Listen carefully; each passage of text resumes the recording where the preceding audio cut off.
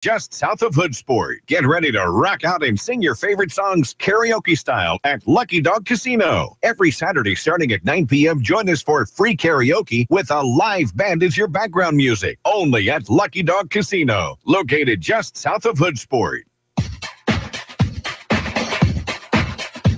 You're listening to Daybreak on iFiber One News Radio, KMAS. All right, good morning to you. It's 7:45 here at iFiber One News Radio, Daybreak. I'm Jeff Lakey, and along with Dale Hubbard. And March is National Nutrition Month, and all this month we're going to be focusing on Thursdays at this time on the nutrition and the health of Mason County and beyond. And we're really happy to have in studio a new employee to Mason County Public Health. It's been, 3 weeks now, you said? Yes. Joe Sanchez in the studio with us, the Community Health Educator. Thanks for coming in this morning. Yes, thank you. It's such an honor to be here. Good morning, Joe. Yeah, thanks for coming in. Appreciate it. I actually started listening to their show and on my drive, and then they had approached me and said, "Oh, you're going to go on the radio," and I was like, "Oh, that's amazing. Thank you so much." So you really were listening before Yes, I was. You knew you were going to be on the radio. So, that's awesome. Yes. That is awesome, actually. So how long have you been with the health department then? I've been at the health department here for 3 weeks. Okay, all right. And I got to say that spring is in the air. The rain's going to stop. Okay, maybe the rain won't stop. No, the rain's not. But baseball's starting. Yes, March it Madness is. is starting. Yes. Flowers are going to start changing, so it's a perfect time of the year to have National Nutrition Month. It really Get is. out there and get healthy, start eating better. So, Community Health Educator, what does that role entail for the county? It's a lot of fun. I wear a lot of hats. Essentially, there's several things I might do. I might assess the needs of a population, what kind of changes they want to see happen. I might implement the program, come up with a design, implement it, assess it, make changes. For example, let's say the government says, here's $50,000 to combat teen pregnancy. So it'd be my responsibility to maybe come up with the programs, things like that. Other things I might do are keep people informed, educate them. You had mentioned the Zika virus had hit Mason County. That could be, scary for some people. It's my job to go out there and educate people, let them know what's going on. It's also my job to uplift communities, to be supportive, encourage people, promote. So I'm kind of like the Don King of boxing. I would be that for public health, I guess. So do you now? Of course, schools. You've got a captured audience because they're in classrooms. Yes. How do you contact the adult portion of our communities? You have usually stakeholders that are involved. So I would contact maybe senior centers, the state public service sector, has like DSHS. There could be local businesses that want to get involved. And you just bring all these stakeholders together. You start making calls, knocking on doors. And literally. Yeah, literally, Yeah. So it's kind of a little bit of sales almost, in a way. How is the community's health? Actually, I see some positives. When Mason County actually was ranked 37th of 39th in the state of Washington. I think so. It's now moved up overall to 33rd. Okay. However, when you do rankings, you have to understand that it's mainly for discussion purposes. It's hard to when you compare one county to another because the socioeconomical status is different. However, I try to tell people to focus on the changes that you're making and focus on where you were and where you are now and continue to move forward. And Mason County has actually been improving in a lot of areas, and we have a lot of organizations like Mason Matters that's getting involved. There's a lot of community centers that are doing activities. I've even seen a lot of groups such as, I saw this yesterday, Take Off Pounds Sensibly weight loss support group that meets on Mondays. TOPS. So things like that are going to help us improve. You'll see obesity, cholesterol, things like that are still high.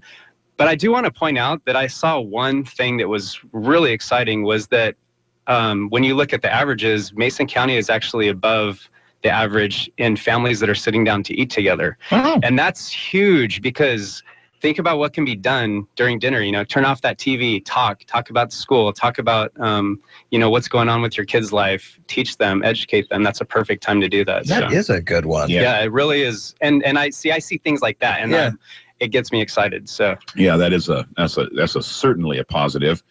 In addition to TOPS, there's several of those sprinkled throughout the county. Yes.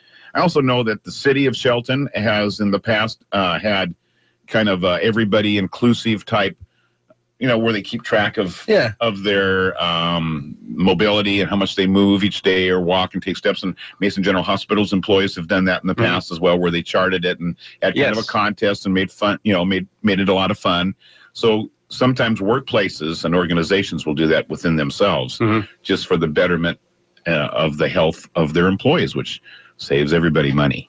Yeah, there's some or people out there that wanted me to say some of the things that they're doing in their workplace. One has a push-up club, so 3 times a day, I guess they all stop and they say push-up time, and they do push-ups together. Another you had mentioned was they map out, so they put dashes. If you take this route, this is how many steps, and those Fitbits and trackers are great because they tell you how far you've gone and how many steps you've made. One thing that I've noticed, though, with all of this is it's a support group. Everybody's supporting each other. They're uplifting each other, sharing recipes. There's another has a little basket in their lunchroom, and they say, well, I don't want these coupons, but hey, these are organic baby food. Let me put them in there so somebody else might want them. And so they're sharing recipes, sharing ideas. But when you see somebody is in a funk, maybe like down, that's our opportunity to help pick them up. They might need us. Things like a move, getting married, having a baby, changing your job. I changed my job. I just moved counties. All those things can get you off of your routine. Oh, yeah. And so we as a community have to uplift people and help people get through those times and keep them on track. Very good. What is it about the county?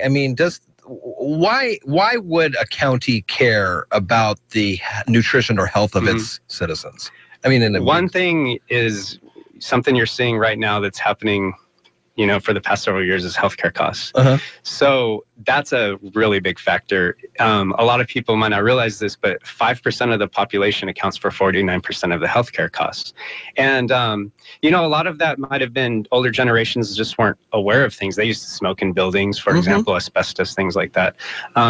But if you stay healthier throughout your life, you're going to have less healthcare costs as you go forward. It drives down healthcare costs in the long run. And these are changes that have to occur within the masses. So, premiums, I used to work with some seniors, and I saw them come in and, they're spending so much money a month on prescriptions and co-pays and gas to and from, and think about the stress and, it breaks my heart because they might not have had the education or might not have known to make better choices. So you want to improve your quality of life too. Rather than limping around all the time, it's nice to just be able to get up and go. My pops, he's in his 70s and he's still jogging 3 miles a day. And I don't even think he's taking any medications still. And so it's helped keep his costs down. So that's Has he subscribed to a healthy lifestyle for as long as he can remember, though? He used to actually be overweight when he was younger, and he just committed to it. My grandpa, for example, stopped smoking, and how he told me he stopped smoking was every time he felt the urge, he just got out and started running. And by running, he would be so tired that he wouldn't be able to feel the need to smoke anymore. But so when you look at it top down, it really ends up helping everybody if you start making these changes. It does. A healthier community is a happier community, and people, you just have more pep in your step, and you're excited every day. And so, yeah, definitely. We're talking with Joe Sanchez, Community Health Educator for Mason County Public Health. We talked about getting out and walking or doing push-ups. So what are some other just quick things that people they have a few extra seconds here or there, what they can do to start becoming a healthier person? There's some community gardens you can take advantage of. The Hope Garden, take your kids down there. You can challenge your kids to eat healthier, but get them involved. When you go to the grocery store, ask them to pick out some fruit. And if they pick out a mango, say, what do you know about a mango? Why don't you teach me about a mango? Have them research it with Google, and then say, at dinner time, we're going to ask you about mangoes. And then they start teaching you about it, and they get passionate about it. Have them break the eggs when you're cooking. So start getting them more involved. And if people are in a funk, like I said, pick them up, talk to them, help them.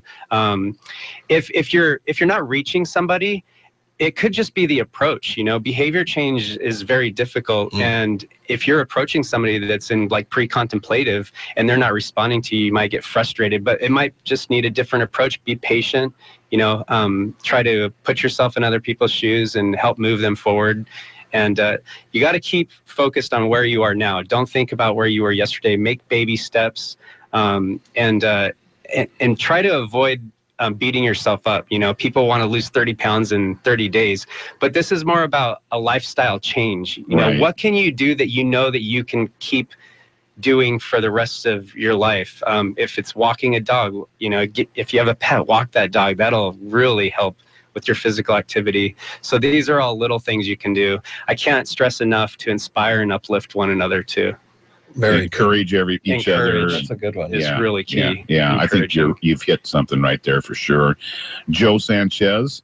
That comes from my mom, by the way. She is a very positive, encouraging person, and I'm thankful for her. Yeah. And, hi, Mom. you're kind of a Debbie Downer, we can tell. Yeah.